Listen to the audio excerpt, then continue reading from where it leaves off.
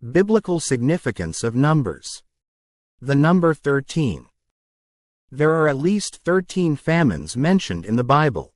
Genesis chapter 12 verse 10. Genesis chapter 26 verse 1. Genesis chapter 41 verse 54. Ruth chapter 1 verse 1. 2 Samuel chapter 21 verse 1. 1 Kings chapter 18 verse 1. 2 Kings chapter 4 verse 38.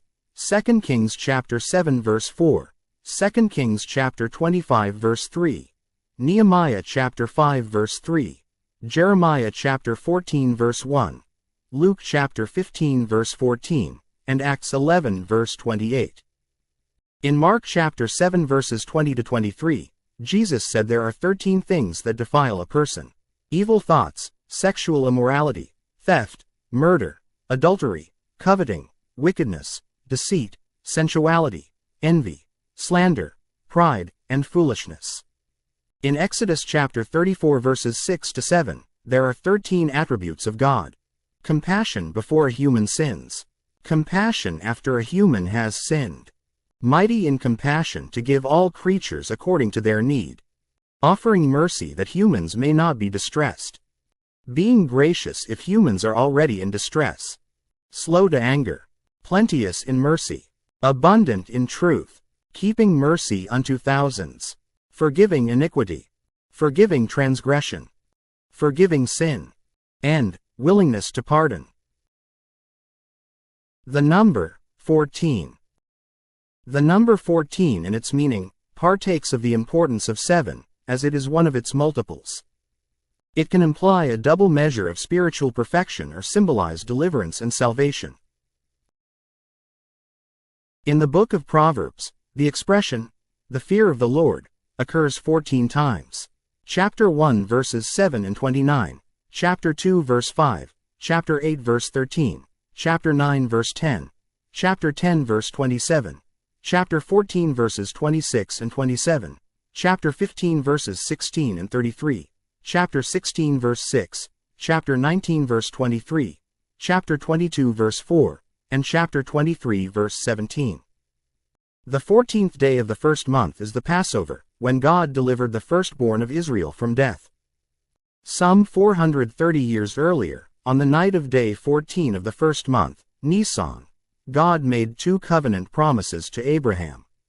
The first covenant promise in the Bible concerned his physical seed, Isaac, and his descendants. Genesis chapter 26 verses 2 to 4. The second promise concerned Jesus Christ, and the sons of God who would come through him, who would shine like the stars of heaven. Matthew chapter 13 verse 43. On the day portion of Nisan 14, God confirmed the promises with a special covenant sacrifice. After these things, the word of the Lord came to Abram in a vision. "Fear not, Abram, I am your shield, your reward shall be very great. I am your shield, your exceedingly great reward." But Abram said, "O Lord God, what will you give me, for I continue childless, and the heir of my house is Eliezer of Damascus?" Genesis chapter 15 verses 1 and 2. And behold, the word of the Lord came to him. "This man shall not be your heir, your very own son shall be your heir." And he brought him outside and said, "Look toward heaven, and number the stars, if you are able to number them." Then he said to him, "So shall your offspring be." Genesis chapter 15 verses 4 and 5. 7 represents completion. Thus, 7 plus 7 equals 14 indicates a double completion. The first completion was that Jesus' ministry in the flesh was completed. The second completion was that Jesus' sacrifice ended or fulfilled the need for animal sacrifices. There are 14 verses in the Gospels that refers to Jesus as the Son of David. Matthew chapter 1 verse 1, chapter 9 verse 27, chapter 12 verse 23, chapter 15 verse 22, chapter 20 verses 30 and 31, chapter 21 verses 9 and 15, Mark chapter 10 verses 47 and 48, Luke chapter 1 verse 32, chapter 3 verse 31, chapter 18 verses 38 and 39.